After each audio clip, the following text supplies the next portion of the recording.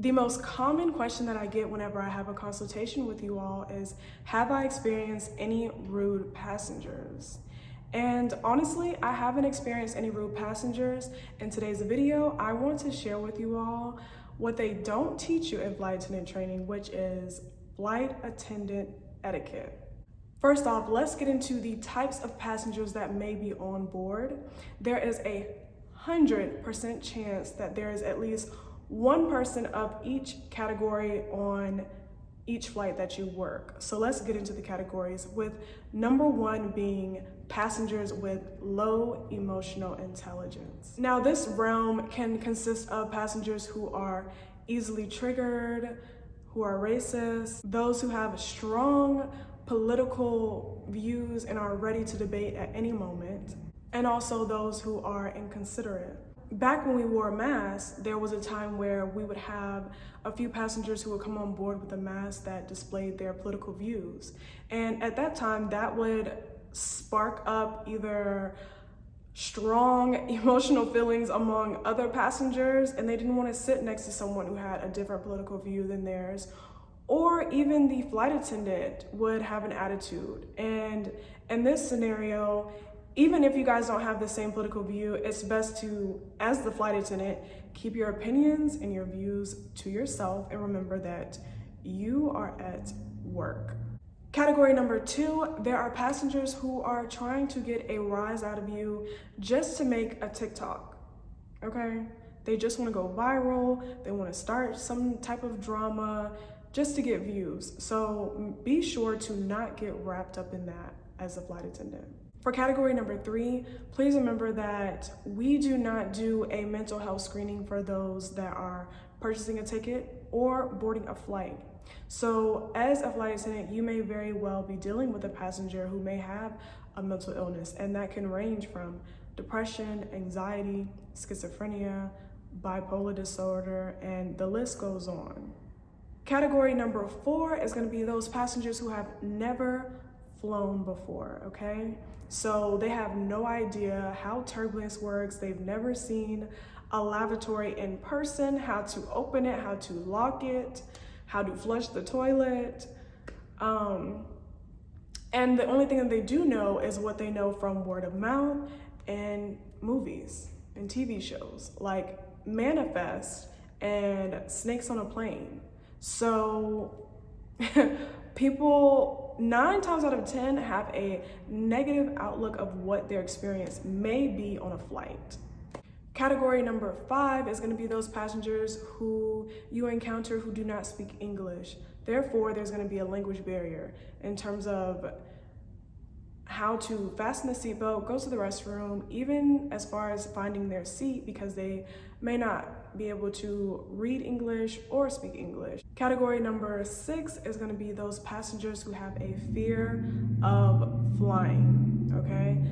These are passengers who maybe they've flown many times before, or they've only flown once or twice and had a bad experience, and just the thought of being on a plane just makes them claustrophobic and they don't enjoy the experience at all. Category number seven is going to be those passengers who are on board and they are under the influence of alcohol and or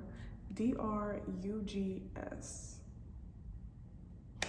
Now, what they don't teach you in flight attendant training is how to interact with these passengers who are part of any one of these categories. And in today's video, we're going to talk about flight attendant etiquette and how to manage when you're dealing with these passengers. If you haven't already done so, go ahead and like the video, subscribe to the Pristine Posse if you haven't already done so.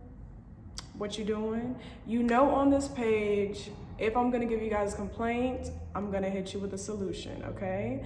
Because we're not here to just complain. Let's have solutions to our problems, okay? Also, if you need further help or you have more questions and you just wanna talk, feel free to reach out to me at pristinepores@gmail.com and book a consultation, and we can have a chat, okay? And thank you to those who have taken that opportunity. It's so nice to just get to know you guys and help you along with your process.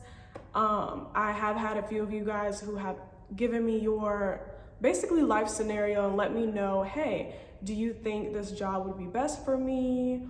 Or how can I best prepare? And in that example, I'm happy to help. Also, those of you who are watching, if you need a little more help, a little more discernment and these videos are not enough, then definitely reach out to me, book a consultation, and I will definitely try my best to help you with your flight attendant journey. Side note, I am sitting in the sun trying to get the perfect light, and when I tell y'all I'm cooking by the end of this video, I'm gonna be well done, okay? Because this sun is in my face, but who needs lighting when you have the sun, okay? Flight attendant etiquette. First off, it starts with you, okay? It starts with you. Keeping your energy up, keeping your vibration high. Number one, do not come to work bringing all of your problems, okay? Leave your problems at home. That's number one. That's number one. If you're not feeling it, take the opportunity to call out, because your day is just gonna go downhill if you already come with an attitude or you're stressed or X, Y, and Z, you know? So come with a good energy, good intentions, good vibes. Get your rest, drink your water. Every time I go to work, I always have at least 1 liter of water before I even get on a plane, and then I drink a liter per flight, just so that I'm hydrated. When I'm not hydrated, then I feel groggy and tired and I get lightheaded. So as a flight attendant, be sure to drink your water. Arrive to work early, okay? Don't be late. Give yourself enough grace period. I always allow at least a 20-minute cushion for in case the shuttles are late. I get random for KCM, just anything, okay? When you're late, it's just a snowball effect, and you don't want that. So come to work early so you don't have to rush to work and be stressed. Supervisor calling you, all that good stuff. You don't want to have to deal with that. Personally, every morning that I get up, while I'm getting ready, doing my makeup and my hair, I always listen to a spiritual video. And then on my way to work, I listen to instrumental music only, okay? No secular music, none of that stuff. No call out inspirational music, none of that Beyonce Break Your Soul, nothing with no lyrics that can influence me and influence my day. On Apple Music, they have a chill music section that I listen to. They also have a manifestation playlist that has different frequencies, like 528, and those are just nice beats to listen to, nice chill beats to set the vibes for work. So that's something that I like to listen to on the way to work. Now when I'm off, secular, all that good stuff. When I'm off work, on the way home. Now, when you're at work, when you're on the plane dealing with these passengers who may be irritable, have anxiety, all these things, and they might have an attitude with you, please keep this in your mind, okay? That there is a 90% chance, 90, okay? That you will not see these people again. So why even go back and forth? You're not gonna see them again. This is your last interaction. So always keep that in mind. Be nice, be calm, cool, and collected. Number two, please stop demanding respect, okay? Sometimes people are just not that respectful. Like they just don't have the same morals and values as you do. They don't have the same home training. They just don't care. And it may be because of one of those options in the first 7 categories, but that has nothing to do with you. Also, this tidbit is for my older flight attendants. I know you guys are older and y'all have this respect your elders attitude, but some of these passengers are ruthless and they don't care how old you are. They're rude. But as long as you have in your mind that you're not demanding respect, you're not pressed for it, just do your job, stay in your lane. Of course, if someone is trying to fight you, put their hands on you, No, definitely don't entertain that. But don't just get so upset when someone is not giving you the respect that you want, because I've worked with other flight attendants who were older and they just got so upset. And they let that small 5-minute interaction affect them for the whole day. And it's like, let it go, like let it go. And that goes into tip number 3. Don't assume that the passengers have the same morals and values as you do, okay? You don't know them and they don't know you. So don't assume. Just don't assume that you guys have a similar background, anything. If you're still with me, go ahead and drop a blue heart in the comments, and be sure to like the video if you haven't already done so. These things really help my channel. Tip number 4 is gonna be to treat others the way you'd wanna be treated, okay? Personally, I've seen other flight attendants and they're just so condescending to passengers, just telling them, hey, put your seatbelt on. I already made the announcement, put it on. Or you're in the wrong seat, you need to get up. Like, it's rude. It's rude. I wouldn't want anyone to speak to me like that. Speak to passengers in a way that you would like to be spoken to, okay? You don't know the background story, you don't know what happened. They may just have so much anxiety of being on the plane that they just forgot that they need to put their seatbelt on. So many things can be going on, but it does not help when, number 1, you're already standing over this person and then you're talking to them like you're their mom. Like, ew, no, don't do that. Don't. And then pointing your finger, that is the worst. The worst. And it sets the most annoying energy on the plane.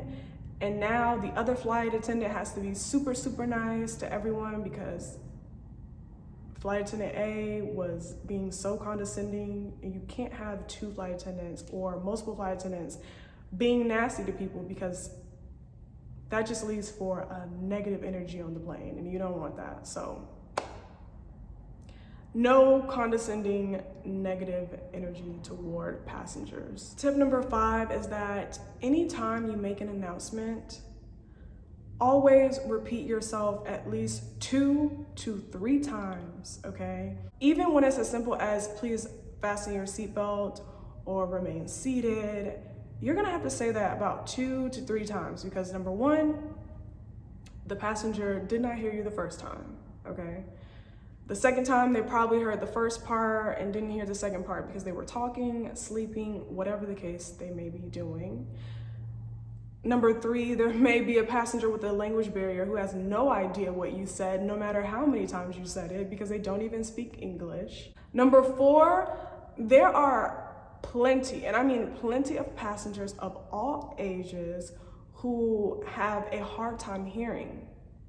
And I have actually seen many different passengers who have hearing aids. So they need you to repeat what you said 2 to 3 times, slowly, clearly, and project your voice in a way that they can hear everything that you said. Also, everyone has their earphones in, they're blasting music, watching movies, listening to audiobooks in their ears, and that's damaging your ears over time.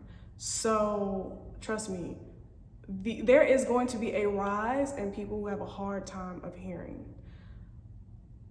So repeat your announcements over and over and over and over and over again until everyone does it. Tip number 5, I think we're on number 5, but tip number 5 is gonna be to be empathetic with passengers when it comes to delays, okay? Because some passengers, you don't know where they're going to and from.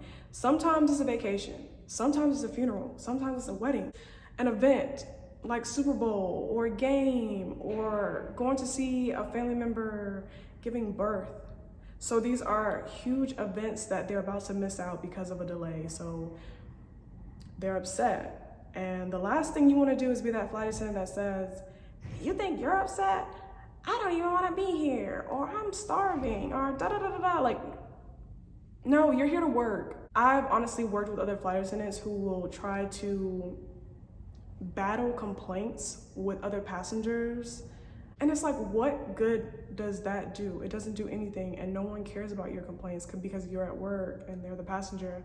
They pay for this flight. But flight attendants do that, and it's so annoying. The best thing you can do is just let the passenger know, hey, I understand that you have a connection. The pilot is doing everything that he can on his end to get you to your destination as quick as possible. As soon as we get more information, we will let you know. We apologize for the inconvenience. Also, once we arrive at the gate agent can assist you with rebookings and possible refunds. That's it, okay? Because one thing a flight attendant can't do is help you with a rebooking and a refund. Like, that has nothing to do with me. I'm here to give you the peanuts, the pretzels, and the Biscoff cookies, honey. That's it. And some water. Not all that other stuff. But that's what you guys need to do. And honestly, sometimes passengers get so annoyed. I'm gonna tell y'all something. You gotta pick up the phone, act like you calling the pilot, and just, hey, what's the status?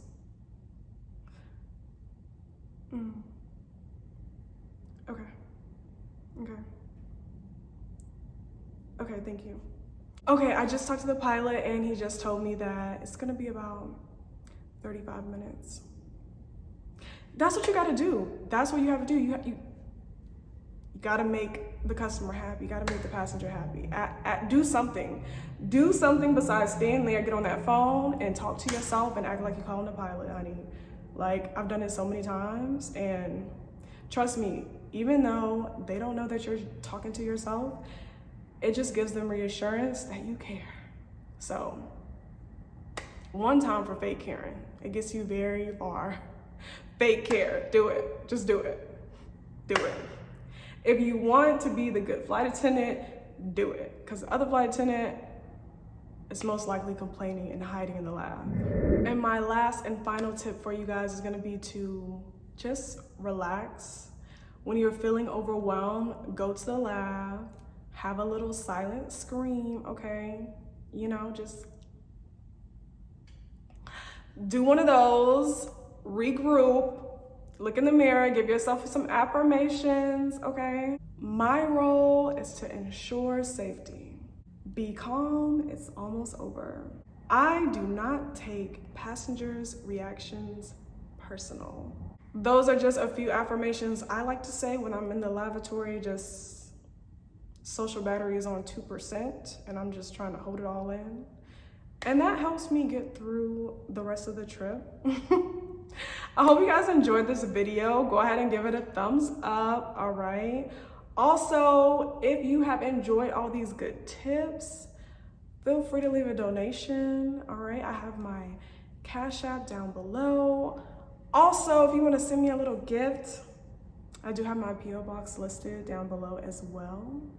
I hope you guys enjoyed this video. Let me know if you have ever experienced any of these type of passengers in the categories that I listed. Also, if you have incorporated these tips, please let me know down in the comments. And how did it go? What are some tips you like to use when you're flying? You know, this is a community where we help each other out and make our flight attendant career as easy and smooth as possible, okay? Because we don't deal with rude passengers. We don't go back and forth, not on this channel. We don't get paid to do that. So don't exert more energy when you're not getting paid. You're not getting paid to argue, so don't argue. I hope you guys enjoyed this video, and I'll see you in the next one.